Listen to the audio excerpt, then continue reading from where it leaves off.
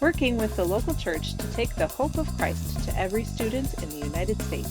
This is First Priority. Now here are your hosts, Steve Cherico and Brad Skelling. Well, welcome back to the podcast, everybody. My name is Steve Cherico. This is Brad Skelling. Welcome, Brad. Thank you. It's good to be here. Did I even say it right? Brad. Yes. Just Brad. Thanks for that. You're awesome. welcome. It's awesome. Brad. You're welcome. Brad. Awesome.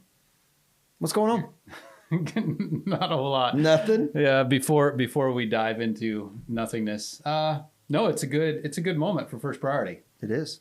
Well, should we talk about what's on the podcast today? What is on the podcast today? We've got Steve and Tishana that are going to share a little bit about how they got here, when they got here, why in the world they got here. Yeah. Just all that fun stuff. So we did some training 3 weeks ago, 4 weeks ago. I'm time stamping. How long ago were you sick? Yeah, we did some training after, when we all got sick. We all got, four of us got food poisoning. It was the best 36, it was awful. 48 hours. It was awful. Yours was 48 hours? Mm-hmm. I'm sorry, mine was not. Yeah. But it was terrible. That's all the details we're going into. Exactly. But all that to say, they were in town. So we did training, and whenever we do training, we try to introduce them to the podcast so they won't listen or watch it, right? Yep. So, but also that everybody gets to hear about who our folks are and where they are. Just introducing them.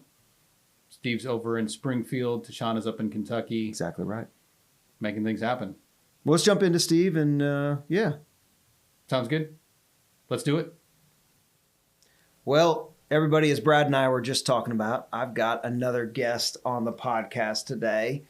This is a gentleman that I'm having fun bantering with in our trainings. Tayana, hang on to your hat as you record and get your bleep button. I don't trust everything he's going to say.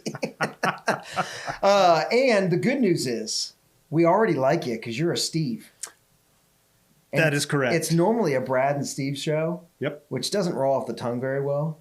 But the Steve and Steve show, man, that sounds great.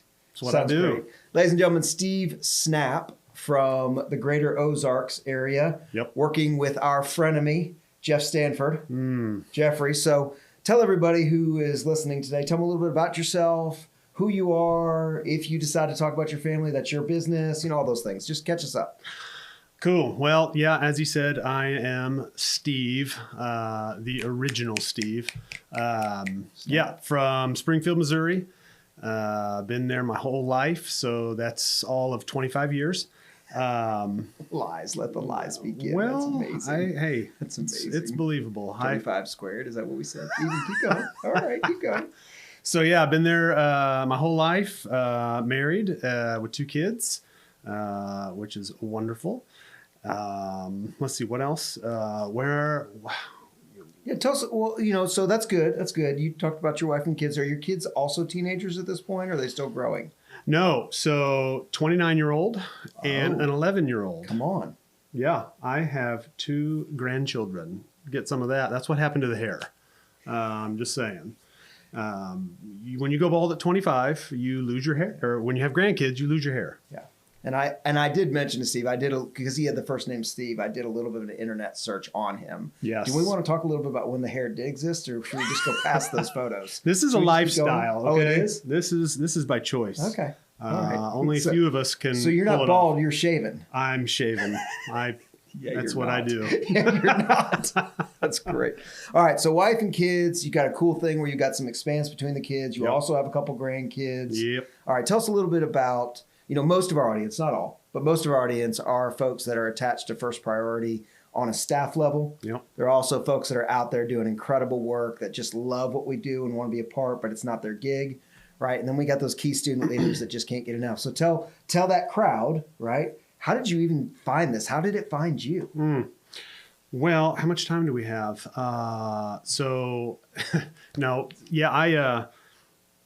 have a kind of diverse background, done a lot of things, sales, property management. I was a barber, oddly enough, for 13 years. That's great. It is an icebreaker for sure. No, so, was just doing that. And I've always felt a love and a passion for youth, doing some volunteering, with our church and some other organizations. And just always kind of did that on the side, and always kind of felt like, oh, that'd be really fun to do. And your wife's a teacher. She's is a that right? teacher, So 22 years. Yep. Shout so you out. know that world. Sure do. And just so with what I was doing, the door, I'm going to say, just kind of shut real quick, out of unbeknownst to me, with a job I was in. And, that kind of, at first you don't see the blessing in that. Sure. For me, Sure. But it's just my prayer was, God, I know you have something better for me, and just kept praying and praying and praying. And not too long after that, I just happened to literally stumble across this job. Lots of doors stayed shut that kept me maybe out of certain things, just because I need a job, and some of the doors just stayed shut, and the one that opened was this one, and it's just a definite answered prayer and a blessing to find it. Anyway, never met Jeff in my life, never heard of First Priority, but the more just because we didn't have it in our area, Yeah, of course. but the more research I'd done and dug into it, just loved everything it was about, and wanted to throw my hat in, and here we are. Yeah, it's an interesting point that you bring up, that it's funny how the Lord prepares us for things in our future that we have no idea what he's up to. Yeah. I think about that a lot with First Priority when it comes to running into certain students or certain youth directors, youth leaders, where there are conversations that come up that I think it was completely random that I was ever involved in that in the first place. Yeah. Right? And here I am in a moment where I need to be able to articulate, to even affiliate, sorry for the rhymes, Dr. Seuss, right? But even be connected to somebody in some ways. Yeah. That was just tucked away, right? I wasn't really planning on ever using that. It was Yeah. just a cool thing that happened. Sure. And here it is. The Lord has worked through sales. He's worked through you working with people. You've got this wife who's a teacher. And then all of a sudden, again, like you said, you stumble across this opportunity. Yeah. And all of a sudden a job posting becomes, gosh, that could be a calling. Yeah. Right? That could be something that I could give a period of my life to. Yeah. Which, again, is one of the beauties of being part of the First Party staff family, is that you get to give your life to this. Yeah. When When you first told your bride, hey, this might be an opportunity I'm pursuing, are you allowed to? What was her reaction? She is so awesome, supportive of, she wants me to be happy and use my gifts and talents also. Yep. And so she's 100% on board, and praying with me as well. And she's just fired up to see this happen. It's cool. Yeah. All right. So you're working with Jeff in the district of the Ozarks. Let's talk a little bit about what drew you to First Priority. Like what you're in, is this week 4? Yeah. Okay. So technically. let's call Yep. it week 4, right? Sure. So you're in week 4, you're in training at the national office, which is why we had the opportunity for a face-to-face instead of on a computer discussion. Yep. So you're in week 4. What draws you as you continue to learn about what First Priority does in being student-led, adult coached, local church-based? Like what draws you to it? Man, a lot, but I would say just, man, these students are rock stars to me, just their heart and desire, passion that I'm hearing stories about, but also seeing just their love for their peers, just it's just so cool to me, and it's awesome to be a part of, any way that I can, mentor, help, train, all these things that I feel like I'm gifted and blessed to do. Man, just the courage and the passion that these students have just is, it's just really neat. It's cool. I love everything that it's about. That's cool. Are you serving a particular county, a particular area? Like what's your area called? We are the Ozarks. Yeah. How about you specifically? Do you have a pinpoint area that you're working on, or are you and Jeff just dividing and conquering those? Yeah. So Jeff's done a ton of heavy lifting already. Like shout out to Jeff Stanford. Yeah. So I'm going to come in and try to grow the greater Springfield area. Okay. Very good. Jeff is going to kind of pivot a little bit down to Northwest Arkansas, get some stuff started down there. Nice. But man, there's a ton just around the greater Springfield area that ton left to do, and lots of schools that will be getting a first priority club. All right. So as you look at those schools, which I'll do a PS, by the way, promo, my son plays baseball in Springfield, Missouri at a college, help launch First Priority School as a sixth grader, wants to be a campus coach when he gets his feet under him. So we'll have to get you connected to Justice. Hey, dude, good to see you. All right. So let's talk a little bit about what do you see? What do you see in the future of, and again, you're just peering in the window. So no, you don't have anything magnificent, right? Or magic, but what do you see in the future? What's the opportunities that are ahead? We have 10 clubs going right now. Already. Wow. Okay. I don't think I realized that. And I will proudly say that that's all Jeff, not. That's awesome. I want to kind of claim some of that.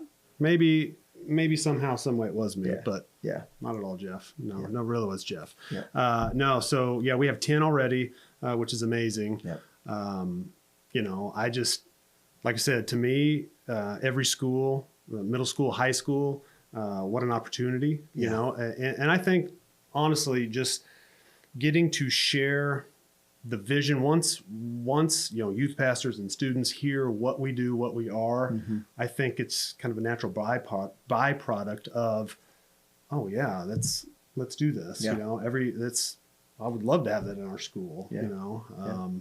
So to me, it's kind of unlimited opportunity to all the middle schools and high schools. If you had one moment of, I don't want to say reserve, but just like, hey, I know that I worry about this as you are leading in First Priority. Do you have one of those? I worry about this. You may not. No, not really. Okay. Pretty confident fella. So First name is Steve. That's part of the product. I mean, come on. That was gosh. Good. No, I think with any new this vocational ministry per se, there you go. New to me. There you go. So there's always that nervousness or worry, like, am I going to succeed? Am I going to talk about it right? Or am I going to, whatever, fill in the blank. There's always a little bit of that, nervousness and newness, but man, everyone here has been so awesome to meet and to everyone's like, hey, talk to me if you have any issues or problems or whatever. Yeah. So I think just our community of us is huge. So that helps a lot, if you're new into this. Well, I'll tell you what some business leaders, so you're coming from a business background, right? Yep. So I'll tell you what some business leaders have said about the community that you're talking to right now. Mm-hmm. And that is, they'll walk in and say, I've been around a lot of ministry models. Yep. I've served on boards. I've been elders. I've done all those things. But I've never been around a ministry model where they are, and I'm talking about that group, not you and I. Yep. We know our skill sets, right? But they are some of the most genuinely humble and hungry people to serve, which I love saying that about them. Yep. Right. And so when I think about your story, because I dug into your story yesterday, right? When I think about your story, one of the things that attracts me to it is those natural characteristics are part of the reason why I think God called you to this. Yep. And so if you're watching, right, you're doing the deep dive thing because you saw an Indeed ad or you had a pastor call you and say, hey, this might be up your alley to do something that's ministry outside the church. Yeah. But you've been a business person your whole life, right? You've been deep into banking. You've been deep into industry. Ask yourself the question, right? Could I humbly approach something that really the outcome doesn't make you famous? Yep. It makes Jesus famous through students. Amen. And if you can't sleep, Mark Roberts, if you can't sleep because of that, that's probably how you got here. Yeah. Right? Is that the reality was, man, at the end of the day, if I'm leaning on, and I can say this to this day, year 15 of being a campus minister, leaning on my own understanding will get me nowhere when it comes to campus ministry. Man, yeah. Right? Yeah. And so if that draws you, then filling out that Indeed application, filling out that opportunity, or even just following up with Brad or Mark or whoever you're talking to is probably a great thing to do. Because you're a perfect example of God calling somebody without you saying out loud, I was called. Right. Look at me, right? I just kind of been and just kind of do what I do. And now God's got this new thing and I'm just trying to figure it out. Yeah. Which frankly, dude, is super cool. Awesome. Well, dude, any last words for our audience before we jump off? Shout out to First Priority. Shout out to the other Steve. Two of us now. It's great. It's two of us. Yeah. No, I'm fired up, and hope you guys are too. Man, thanks for being on the podcast. Absolutely. Appreciate it. All right. Well, Brad, you're not going to be surprised that my big takeaway from Steve Snapp is that he is a bundle of energy. That's right. It is bouncy, bouncy, bouncy, bouncy, fun. It is fun. Oh my gosh. Mm-hmm. That guy. He's awesome. So that was fun. Love it. Springfield, Missouri, Ozarks. That's right. That's right. He's going to kill it. That's right. He is. Well, especially with Jeff Stanford sitting there with him. That's what I think too. It's going to be a great team. They're already doing some good stuff. Jeff said he's already got 2 clubs in the works. Come on, man. A couple weeks down the road. So that's here we go. Great. It is. Well, the second half of this is Tishana. Should we jump in? Let's just go for it. Well, as Brad said, I have the good fortune of having a friend at the table today. Thank you. Tishana, welcome. Thank you. Welcome. Great to be here. Those of you who follow the podcast, the vidcast, those of you who every once in a while spend a moment with us know that we often do staff trainings. And when we do staff trainings, we like to bring new friends up to the podcast. All right. So you ready for this? Pray so. All right. So let's start with this. Tell us a little bit of your story. Where are you from? How'd you get here? I'll tell everybody what you do for First Priority later, but let's start there. Okay. I am originally from Lexington, Kentucky. Okay. So I was a city girl, but for over half of my life now, I've lived in the country, Amish Mennonite neighbors. So a bit of in the country for real. I've traveled. Actually went to my 50th state in October. So very cool. Seeing the United States and beginning to see the world. Very cool. But serving, always looking for opportunities to serve the Lord. It's great. You've got kids? I do. All 3 of my children, very grown. Yeah. My oldest is in the Coast Guard for over 15 years now. He's stationed down in California at this moment.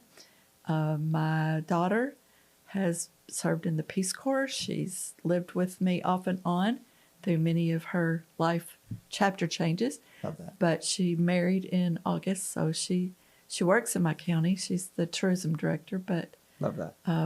And I work some volunteer work with her efforts. And then our youngest is in Alabama. That's great. He and his wife work with a STEM school. It's not a private school, but it is a magnet school. And they are on the staff and working in the dorms. And nice. Yeah. And you have a couple uniques. You live in a home that was built in the 1700s. Is that correct? No, actually, we found an article in the home from the 1700s, but the home was built in the 1800s. And what part of the country is that in? That is Central Kentucky. Central Kentucky. Right. What's the actual area? Like, what's the city name? Where do you live? Well, we'll call it Liberty. Yeah, Kentucky. that's good. There you go. Pretty central. All right. So you were the interim director for the Heritage Kentucky chapter. I am. How did you find yourself there? Well, last school year, I began working as a coach mentor at the high school. Okay. The high school that I actually taught at this high school for 19 years Nice. of my school career. I ended my school career as director of special ed and preschool, but during my time there at the high school, I was special education teacher, and I worked also with prom committee and different clubs. So it was really like going old home week, going Sure. back in and taking the Lord with me on that one, or He's always been with me, but taking that aspect back to the school. That was good. Felt like I was home. So those of you who follow the podcast, Heritage Kentucky is one of our communities. It's about 15 years old. It was put together. Mark Robbins is our director, our CEO, and Mark's brother was a pastor in that town, and so helped put that together years ago, and it stuck around. So you took over from one of our directors who stepped into a new thing. How did you get into the director role? Well, Steve Dismuke. Yep. That's was what I'm that talking director. about. Yep. Exactly. And Steve contacted me because, of course, he was the one who had done my training as the Campus coach. campus coach. Yep. Exactly. So he contacted me and just said, hey, what are you doing? Which my list was long, but my love and my passion for First Priority, I was just not willing to see it dwindle or die. Sure. I was at the time, and First Priority Heritage has a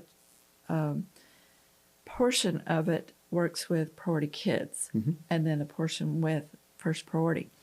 So I had not ever really worked with, I had not worked with priority kids at all, but I had been last year at the banquet. I just saw a bit about that program, and then I attended the training for the summer. But in that interview process, I wasn't even interviewing for what I'm currently doing. They just saw, hey, maybe we could make this work, and so I'm trying to do a beyond full-time job on a part-time basis, but that's okay. I mean, I explained I've got these commitments already, and I cannot just abandon those to do this, but I'm taking this other on. So love it. So let's talk about that for a minute. You got a lot of things you're involved with. I do. You and your late husband, who's with the Lord, were involved community-wise, big time, We right? were. And so you still are, which I love, right? So let's talk about what draws you into First Priority. Why do you love and want to be a part of this ministry? Well, seeing at the First Priority level, seeing the students lead it, that's exciting. Yeah. It really, truly is. Last year, we had a very unique team that I worked with. We have one who, three of our seniors went on, of course, and they were just such strong leaders that it was quite phenomenal to watch how this works. To work with the priority kids side, to watch a young child step out and pray with such confidence, such faith, such wanting to serve their peers, and it's exciting. Yeah, and you honed in on the students reach students, right? I did. You honed in on that. That's one of the things that you love about it. So what do you see? We've got the rest of the semester that is before you. What do you see as some of the things that are, as you look out in the windshield of, man, this is opportunity. What do you see in opportunity, and what do you see in challenge? Well, opportunity. One of the things that they said, okay, if you'll just try to maintain, well, sometimes when God's at work, you can't just maintain. I'm sorry. Yeah, sure. It's not happening. The growth is happening, regardless of whether that was where we saw it going or not.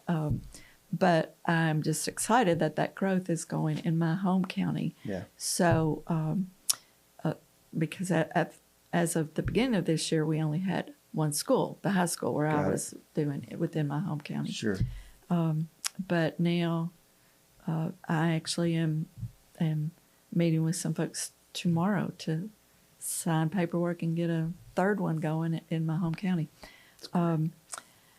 So that's an opportunity. Challenges with the fact that, as I shared, the deciding which way they wanted to go with First Priority Heritage. Really going strong into the fundraising is going to be a challenge. Yeah. Because, to really sell, and I use that loosely, but to really engage support, we have to know what we're representing. And at some stages of this position, it's been like, I'm not really sure. I'm not really sure which way you want this to go. Sure. And, we want to make sure we're being very honest with what people are supporting. Yeah. So And we talk a lot, and you're in training this week, which is why you're up here in the podcast room, right? We talk a lot about the three things that first priority leaders do, right? We train students to lead clubs. We build networks to support those clubs. Yes. And then we raise financial partners. And you're exactly right. If we don't have clarity on which of those we're doing when, it can become overwhelming. But when you begin to narrow that down and understand clarity, then that's king. I think the other thing I love about your story is that you have been very authentic in that the job was just to hold steady. I'm interim. Let me just hold steady. right. And the Lord has done what he wanted to in the midst. Heritage is a neat little area in central Kentucky that you get to serve. I do. And how fun is that? So let's kind of close the page on the discussion for a minute. What are you looking forward to? What are you looking forward to in the days to come when it comes to being a part of FP? Well, as first priority heritage is really looking for how they go from here, and knowing that that may not include me as staff, but it definitely is going to include me in some capacity. Super I don't cool. know whether I'll be serving on the board. I don't know whether I'll be volunteering. Volunteerism is a big part of my world. Yeah. And as I said, so many of the things is like, I can't just step away from this, even though you would think you could on some volunteer roles. But when you are the officer of this or that, you don't really just say, I'm done. Not mid-year, that's just not my style. But just seeing how I fit in and how I can serve the Lord. Well, that's neat. It's neat to watch your open-handedness with the ministry, and it will be neat to watch as Heritage takes its next steps, and that you'll be a part of that, however that looks. So I'm prayerful for it. I like it. Well, I really appreciate your time and having this discussion. You want to say Thank anything you. to the audience before you go? Well, considering the audience, thank you for your prayers. Yeah. Keep Appreciate praying. Keep praying for Exactly. the Heritage Board team and the staff team. And those of you who follow the podcast and vidcast know that it's a good thing to be reminded we are not alone in this. It can become very lonely when you think your area is the only area you're worried about, when the reality is that there's almost 1,000 of these schools that are being served with first priority every week, That is exciting. which is super cool. Yeah. I'm so grateful for you to be on the Well, podcast. thank you. Thanks. I'm glad to be here. Everybody, till next time. Well, Steve, that was also a great conversation. Yeah. Tishana's an amazing young lady who stepped in to a position that, there was a need, right? There was. She had a heart for first priority, has a heart for kids, been retired for a while from the public schools, and just said, hey, I got some time to fill this interim role. Yeah. And is just putting all the work in. Yeah, for it. she's bought into her community in big ways. So to have her step in and say, hey, we're going to run this until we find the right person. Yep. That's big. It is. Yeah. Well, and in the process of that too, her heart continues to grow for it and develop, and it's fun to watch, fun to walk. It was good to have her in to get all the information dumped out and the conversations to have. So it was a good time. Was. Good time. Well, 2 great convos in one vidcast, Brad. How did you do it? Well, I go by this slogan: if Tayana's happy, we're happy. Exactly and Tayana looks right. happy right now, so this was a great episode. Yes. Mm-hmm. Mission accomplished. Mission accomplished. Thanks everybody for listening. Give us a subscribe. Yep. And a like, and share this with your friends, especially those who live in Kentucky or in Springfield. Yep. If you know people over there, share this with them so they can get to know the staff, and we can continue to build movement. Brad always asks for a 5-star review. I'll even take 4. Nothing but the best for me. Till next time. All right. See you. Next week, tune in for Ashley Bell and Tyler Wilkes.